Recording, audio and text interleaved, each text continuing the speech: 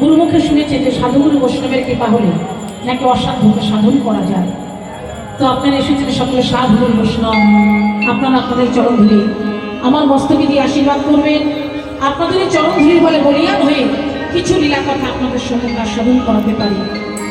আর আজকে যে আস্বাদনের বিষয়বস্তু যে লীলা পরিবেশন হতে চলেছে, এই লীলাটি হলো সর্বলীলার মুকুটমণি শ্রী শ্রী দাস। হয়তো অনেক মায়েরা অনেক ভক্তদের মধ্যে একটু কিন্তু চিন্তা হয়, তাই তো আমরা মনোরথে চলে গেছি বৃন্দাবনে।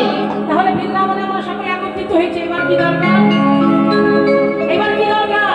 রাধারানীর কৃপা, তাই তো? তা রাধারানীর কৃপা পেতে গেলে কি করতে হবে? রাধারানীর কৃপা পেতে গেলে একটু জোর করে রাধারানীর নামে আমাদের জয় দিতে হবে। রাধারানী কি, শ্রীমতী রাধা ঠাকুরানী কি, যোগেশ্বরী রাধারানী কি, বৃন্দাবনেশ্বরী কি।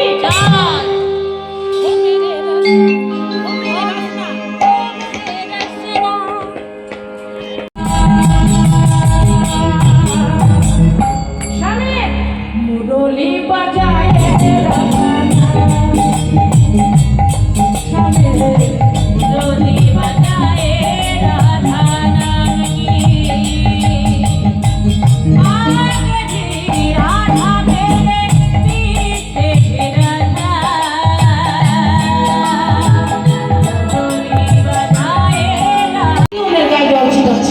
এমন সময় শ্রী গোবিন্দ আমার নবরাখালি আগসে সুবল শ্রীরামকে সঙ্গে উপস্থিত হলেন।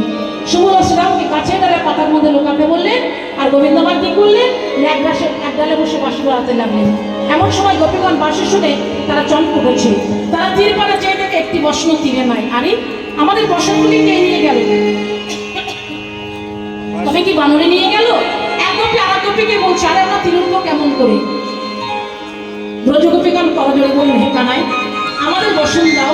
ওই লজ্জা নিবারণ কারি হলে আমাদের বসন দাও। কানাই বলছে, কি আমি কি তোমাদের বসন নিয়েছি? ব্রজগোপীগণ লজ্জায় যে ছিল হাঁটু জলে সে নামলো কোমর জলে, যে ছিল কোমর জলে সে নামলো বক্ষ জলে, যে ছিল বক্ষ জলে সে নামলো গলা জলে। ব্রজগোপীগণ করজোড়ে বলেন, হে কানাই আমাদের বসন দাও। ওই লজ্জা নিবারণ কারি হলে আমাদের বসন দাও। কানাই বলছে, কি আমি কি তোমাদের বসন নিয়েছি?